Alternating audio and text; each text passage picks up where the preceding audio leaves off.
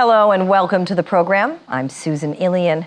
It's all happening fast as the head of Niger's presidential guard, General Abdurrahman Tiani, appeared today on state television as the president of the Transitional Council that seized power in its coup d'etat.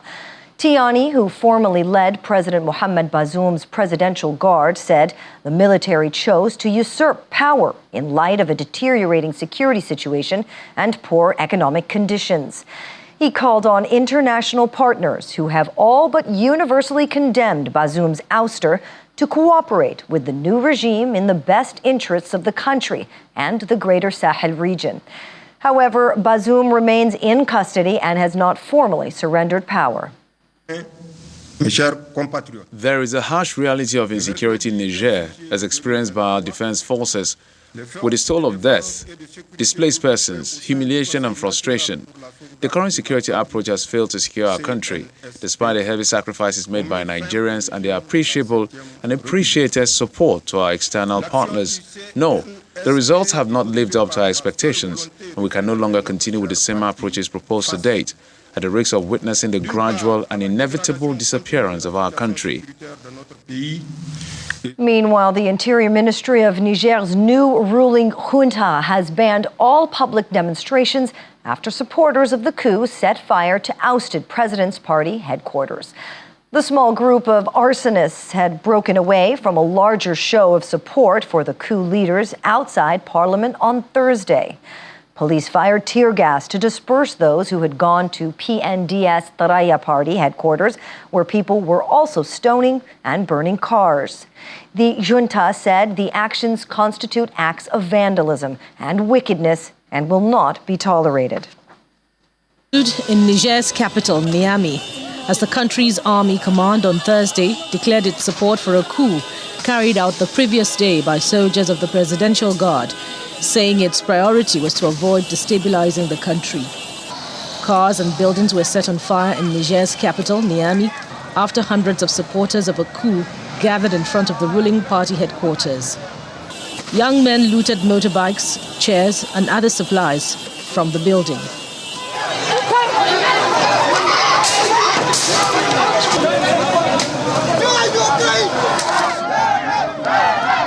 Other demonstrators waved Russian flags and chanted anti-French slogans, echoing a growing wave of resentment towards former colonial power France and its influence in the Sahel region. We always believed in the army, despite the fact that they created every condition to destabilize it. Today, we believe that the army, by taking power, will create the conditions for the army to regain its former value. The demonstrations came as Niger's army command declared support for the coup carried out the previous day by soldiers of the Presidential Guard. Army Colonel Amadou Abdrahmani announced on state television that all political party activities have been suspended. All political party activities are suspended until further notice. Signed in Niamey on July 26, 2023, by the President of the National Council for the Safeguarding of the Homeland. Toutes les activités des partis politiques sont suspendues jusqu'à nouvel ordre. 26 juillet 2023. A group of soldiers announced in a late-night televised address that they stripped President Mohamed Bazoum of power. Juntas in neighboring Mali and Burkina Faso have grown closer to Russia since they took charge in 2020 and 2022 respectively. They cut ties with traditional Western allies. Niger's role had become increasingly important for Western powers, helping to fight a violent insurgency in the region. In a social media posting on Thursday morning, Bazoum vowed to protect hard-won democratic gains. This is the 7th coup in the West and Central African region since 2020. The military takeover in Niger risks worsening the regional security in the West and Sahel regions. This is according to Nelise Bernard, Director of Strategic Stabilization Advisors, who says there was hope that Niger would remain this bulwark of stability in the region. But with the coup, the Sahel is experiencing tumultuous instability. Right now, we really don't know what's going on, and this could be a very smooth transition that just ends up being more of a constitutional coup instead of a military one in the end. But if things did collapse and this country does fall victim to some of the same situations we're seeing play out right now in Mali, Burkina Faso, and Sudan, we're talking about the last country that remains a place where both humanitarians and security experts have access to kind of manage the flow of migrants into Europe and provide humanitarian assistance and access to these vulnerable communities. So it creates an entire vacuum where people can now more freely move, but also you're going to see a lot more nefarious actors cross that desert passage and make their way up to Europe.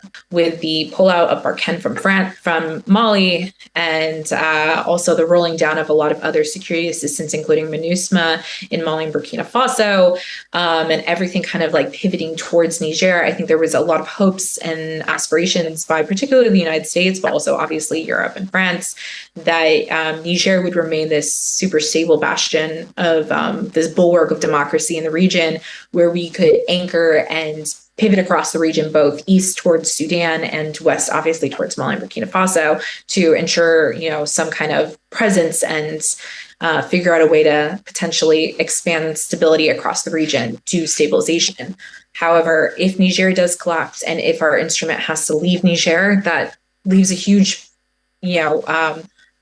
blank spot in our grand strategy for the region. In the meantime, the White House says the United States has not seen any credible indications of involvement by Russia or the Russian Wagner Group private army in Niger's coup d'etat.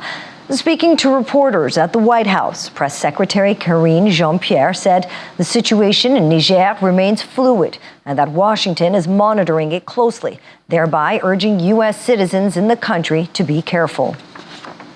Security alert on July 26, advising U.S. citizens, which was yesterday, as you all know, to limit unnecessary movements and avoid the affected area until further notice as the situation develops. We continue to monitor the situation and will continue to provide information to U.S. citizens in the region through the travel advisories, alerts, and travel.state.gov. We strongly encourage U.S. citizens in Niger to enroll in the Smart Travel Enrollment Program at step.state.gov to receive important emergency information and be careful. Be careful about where they are and what they're doing. We will certainly determine on what is needed as we get further information. To your question about Russia, Putin, I know there's been question about Wagner Group as well. Until now, we have not seen incredible indications of Russian or Wagner involvement, but to the U.S. citizens who are in the country, we again continue to tell them to be mindful, to be careful, and as I just stated, we did put out an alert yesterday. We understand what happened earlier today. The Nigerian foreign minister stated that he was the interim head of government. The President Bazoum was still the legitimate president, and that negotiations were still ongoing. And so that's important to note. The situation remains fluid. It is too soon to characterize the nature of ongoing developments. We are monitoring the situation closely and are in communication with the U.S. Embassy there. We strongly support the democratically elected president, and we condemn in the strongest terms any effort to seize power by force and disrupt the constitutional order. We call for the immediate release of the president and respect for the rule of law and public safety. Dedicated service to the country, to the president and our press team. I did promise his mom that I would not keep him longer than. The United Nations says it has suspended its humanitarian operations in Niger after soldiers announced the overthrow of the country's elected president. It says more than 4 million people in the country are currently in need of humanitarian assistance. UN Secretary General Antonio Guterres demanded the immediate and unconditional release of Niger's president, Mohamed Bazoum, who is being held captive by military officers. The French foreign minister has said President Bazoum spoke to President Emmanuel Macron early on Friday and told him that he was reachable and in good health. Joining me now is security expert David Otto. He joins me virtually from Abuja. David, thanks for being here on the program. I know you definitely have a lot to say about the military takeover in Niger. First of all, what is your assessment, David, of the entire situation, even as Niger General Abdurrahman Tiani just declared himself president on state TV?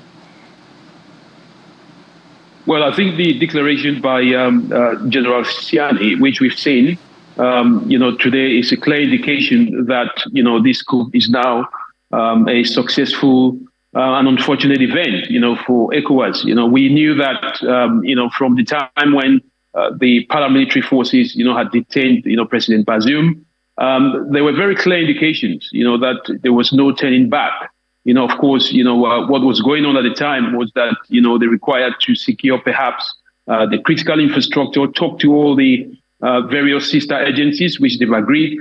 Now, the current situation is that the military has now suspended the parliament, they've dissolved the constitution, they've declared a state of emergency, asked political parties to be banned, from and perhaps even street protests.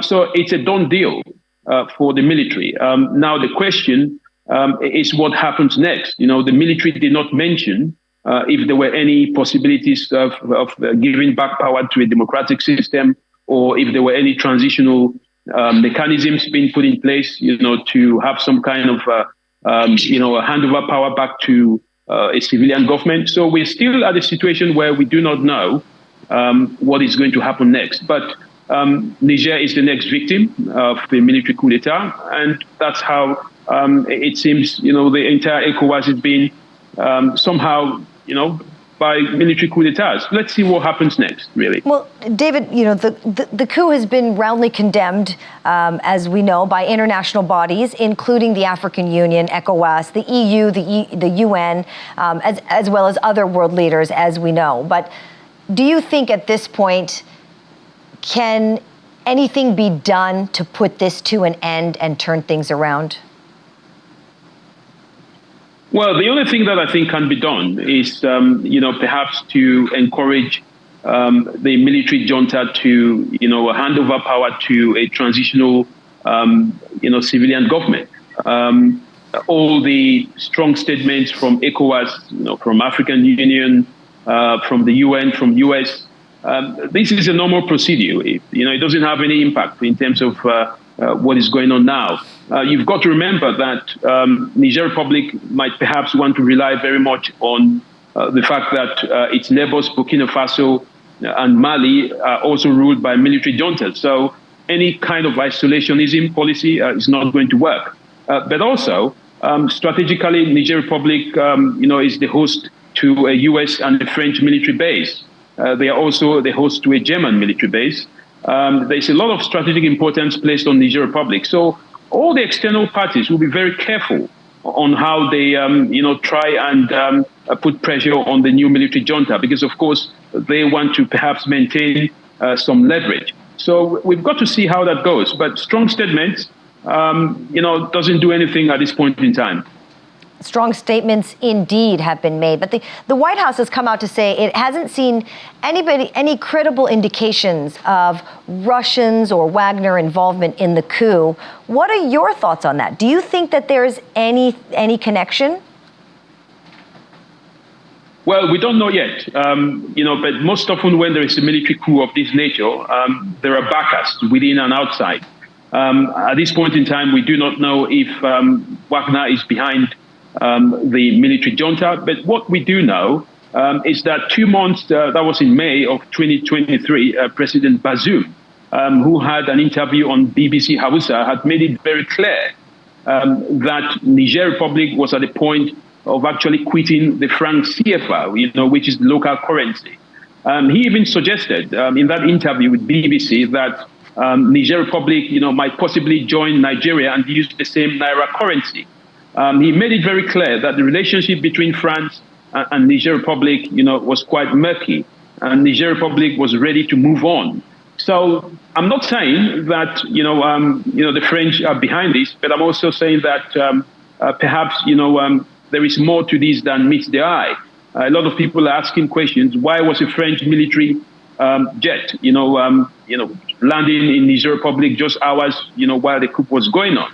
So we haven't seen any Russian footprint, but we've seen some footprints from France. And, I think, it's a matter of putting one on one together to see, where did the rain start beating us, in this case. Certainly that would raise some questions. Now, what are citizens going through right now? What do you think the average citizen, democratic citizen, is experiencing at this moment? Well, it should be terrible. Niger Republicans would not want to have this kind of scenario. But of course, this is what is facing them. What we do not want to see is a refugee crisis that would impact neighboring states, including Nigeria, including countries like Mali and Burkina Faso that are already experiencing crisis. I think the basic thing now is, how do citizens move on with daily activities? There is no governance in place. I mean, the military junta has suspended the parliament. They've banned street protests. They've dissolved the constitution. So as we speak, we do not know how the daily activities of the country are being run. But what I suspect, as we've seen, is that some citizens are fighting. We've got pro-coup citizens and anti-coup citizens, on the street. Some of them waving flags, of Wagner forces. Some of them denouncing the presence of France. But again, it's the same thing that happens everywhere. When there is a crisis or a conflict, the citizens are hard hit. So the prayer now, I suggest, would be to see how much the military can accept to form some kind of a transitional government and calm the situation down. So that's what we're looking at. I mean, just to add, the army had made a very strong statement saying that one of the issues that led them to join the paramilitary forces, the presidential guard, was that they wanted to limit any kind of conflict, between military forces. So I think that's a good news, in terms of the number of conflicts or civilian casualties that we would see. So let's watch and see, how the few days ahead would look like. So my final point and question is, do you think that we're at the brink of a humanitarian crisis with this situation, with the insecurity in the region? It depends on the reaction of neighboring states like Nigeria. I mean, you know that the Nigerian president, Bola Ahmed Tinubu, is now the head of, he's now chairing the ECOWAS. He sent some delegation. ECOWAS has to be able to measure its intervention to see how much damage that its intervention, could do.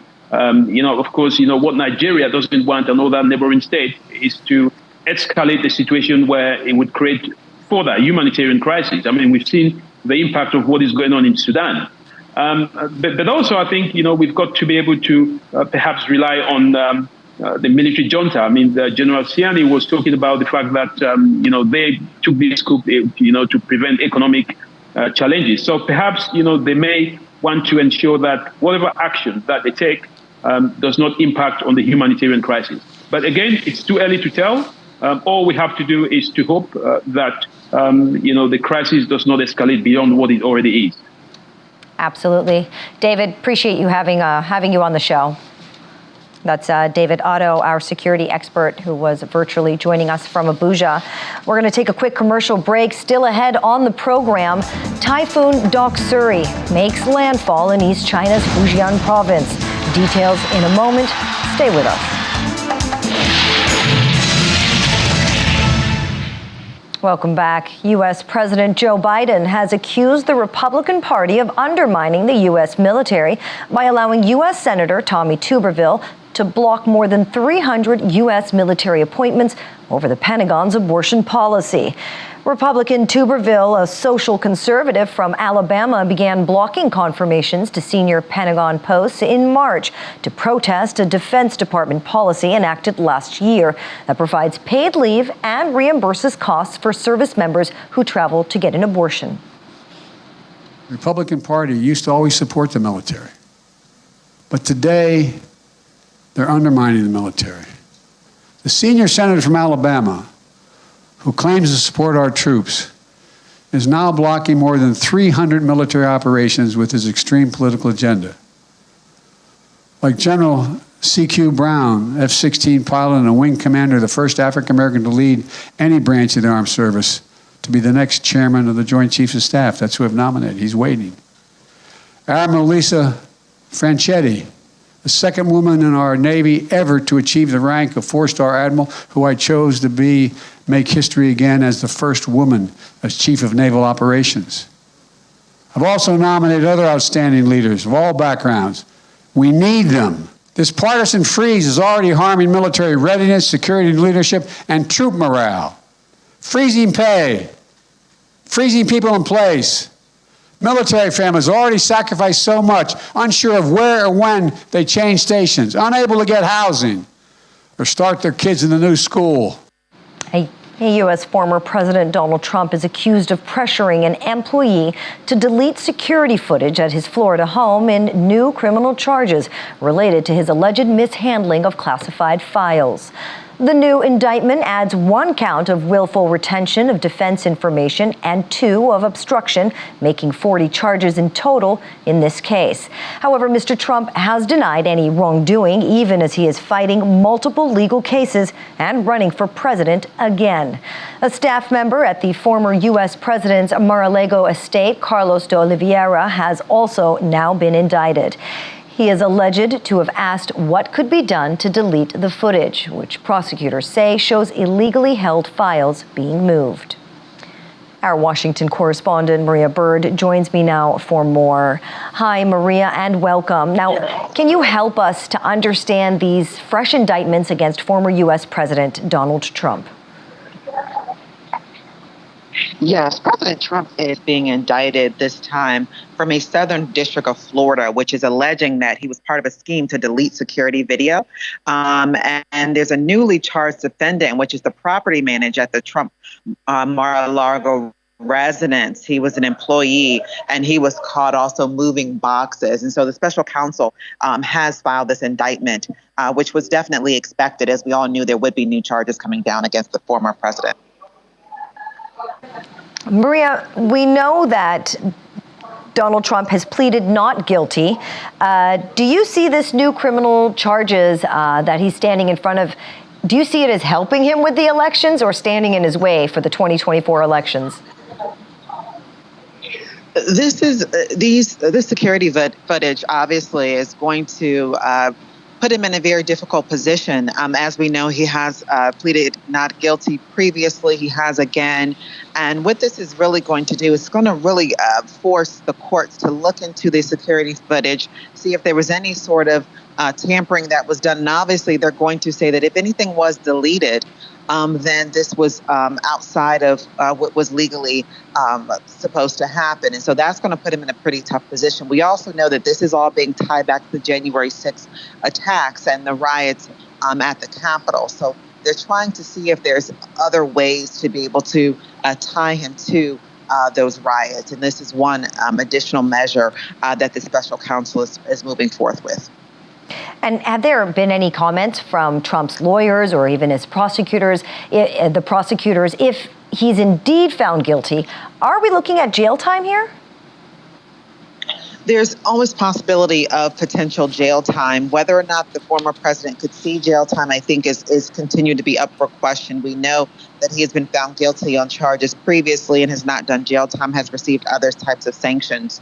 But this type of security breach could put him in a very difficult position. But again, it's only going to be up to the judge, if he is found guilty, to do that sentencing. All right. Thank you very, very much, Maria. Nice talking to you. China is solidifying relations with Nigeria through establishment of the Confucius Institute Alumni Association of Nigeria. Inaugurated in Lagos, the association aims to create stronger ties between Nigerians who have studied Chinese languages in Nigeria through the Confucius Institutes in the country.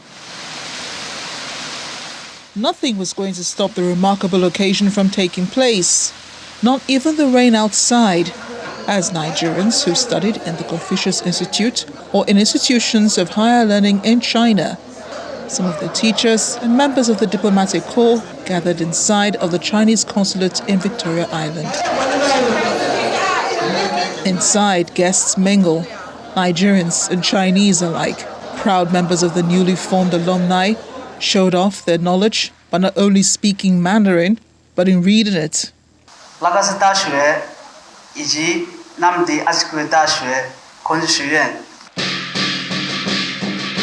event showcased a mix of Nigerian and Chinese culture with a lion dance and kung fu performances by the Huajing Arts Troupe Nigeria. Consul General Yan Yuting, in her speech, highlighted the significance of the alumni, emphasizing the importance of cultural exchange and bilateral relations with Nigeria. I think that this is a wonderful event because the members of this association, they have studied or worked or lived in China, so they know Chinese history, culture very well, especially they speak Chinese very well. And I think that they can build the bridge for promoting China-Nigeria relationship and good cooperation in the future. Deputy Director of the Confucius Institute in Lagos, Dr. Adetoro Banwo, says the Alumni Association will not only improve Sino-Nigeria relations, but provide an environment for Nigerian students to benefit from China's educational largesse. Today's program is bringing together all those who have studied in China, who have experienced Chinese education, Chinese culture, Chinese civilization, either through scholarships at the Confucius Institute, or either through Chinese government scholarship, or either through self-sponsor. So we're bringing together all these people to share their ideas and knowledge on how to advance educational exchanges between China and Nigeria and how to improve Sino-Nigeria relationship. President of the Confucius Institute Alumni Association, Efe Schweib, explains more on the benefits. We are looking at it that this training, we are going to enter partnership with universities in Nigeria. We are going to link Nigeria universities and other universities in China that we're going to come up with something common, like especially we are so keen about the training aspect. So you are learning language, you are also having a vocational training that, will be of benefit. So we are sharing ideas, we are sharing knowledge, we are sharing technology and information. These now Mandarin speakers will be able to practice a language many believe to be difficult to learn, which will make them bridge builders for better Sino-Nigeria relations and help make the world a better place. Amarachi Ubani, Channel Television News. When we return, a wreck of ancient Roman cargo ship found off the coast near Rome. Details in a moment. Make sure you stay with us.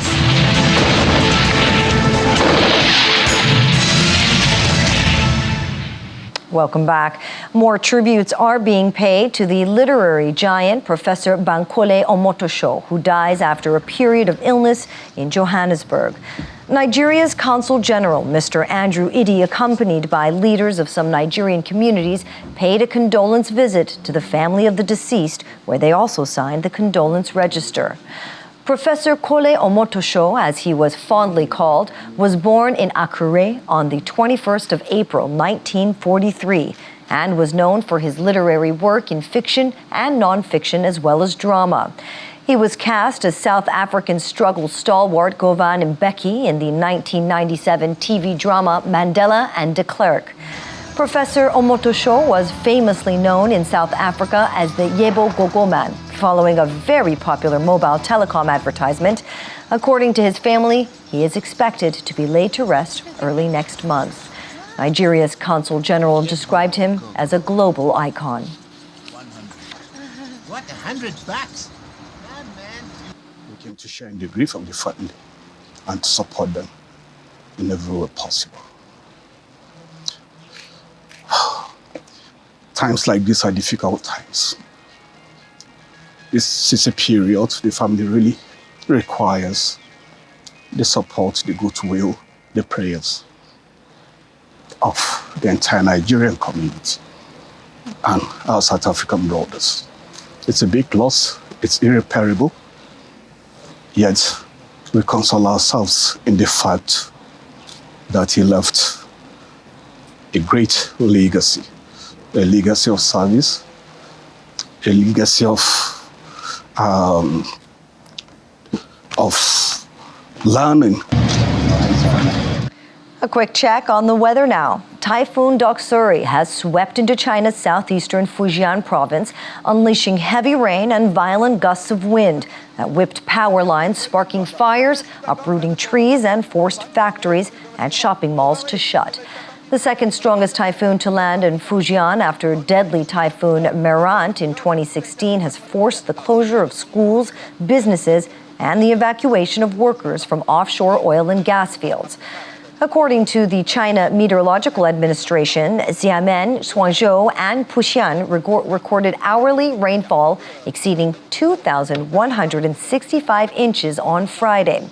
Weather forecasters predict that Doksuri, the second typhoon to make landfall in China in less than 2 weeks, will move north, where 10 provinces will experience heavy rain. It has already left a wake of death and destruction in its path as it moved from the Philippines across southern Taiwan. U.S. Secretary of State Antony Blinken has hailed relations with Australia, indicating that the partnership between the allies was at its strongest point, while in the country for a dialogue between defense and foreign ministers of the two nations.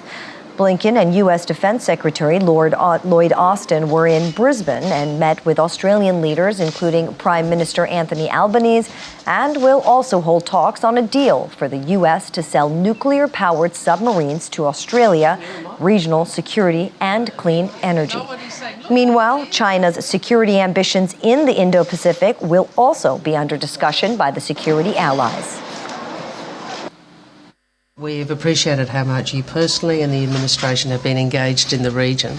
And what I want to say to you is this. I think Australians understand, and certainly the government recognises, we live in challenging times and how important this, not just our alliance, but our friendship is at this time. We want a region and a world which is peaceful, stable and prosperous, and we understand the importance of working closely with you to ensure that that is achieved. So thank you so much for being here. We have no greater friend, no greater partner, no greater ally than Australia.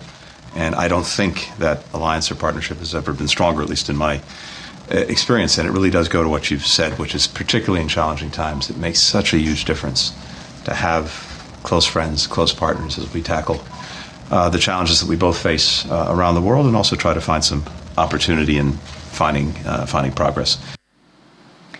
A Paris-based fashion designer is not giving up on his passion for making traditional fabrics, also known as fascio da fani.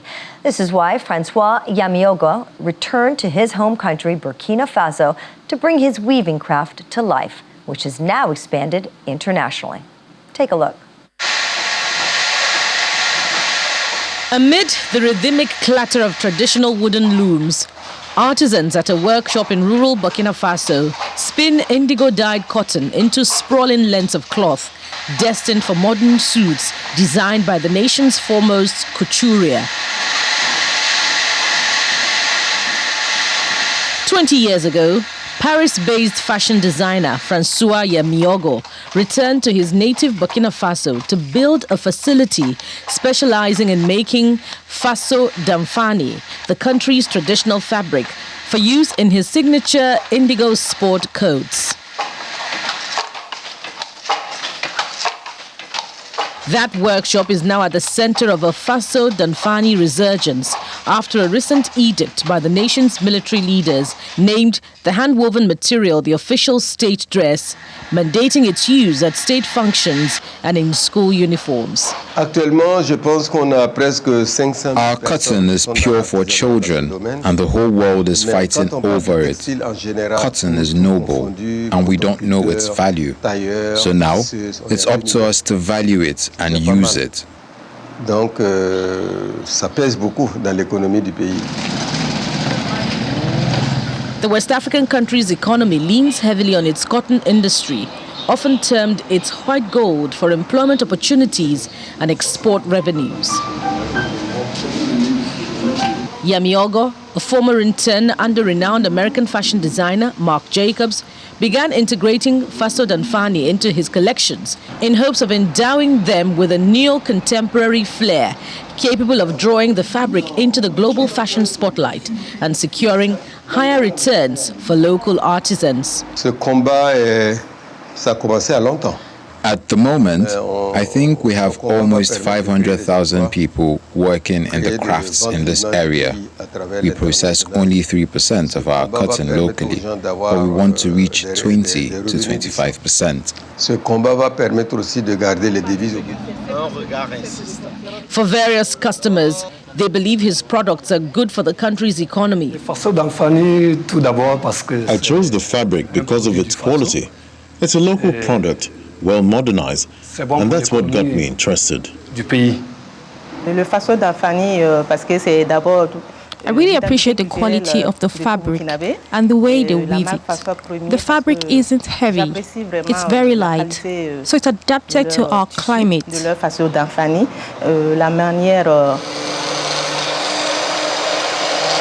The ruling junta's Faso Danfani mandate is already visible among officials sporting Yamiogo's creations, including the Prime Minister. The trend will intensify come October when schools reopen after summer vacation.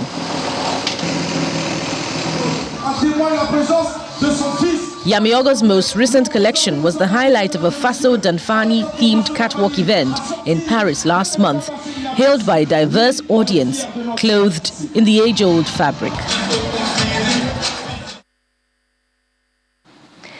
And finally, on the program, call it a miracle if you can, as the wreck of an ancient Roman cargo ship from more than 2,000 years ago has been found off the coast near Rome. According to the Arts Heritage Squad of Italy's Carabinieri Police, the ship was found today and located off the port of Civitavecchia, about 80 kilometers northwest of the Italian capital, on a sandy seabed at a depth of about 160 meters.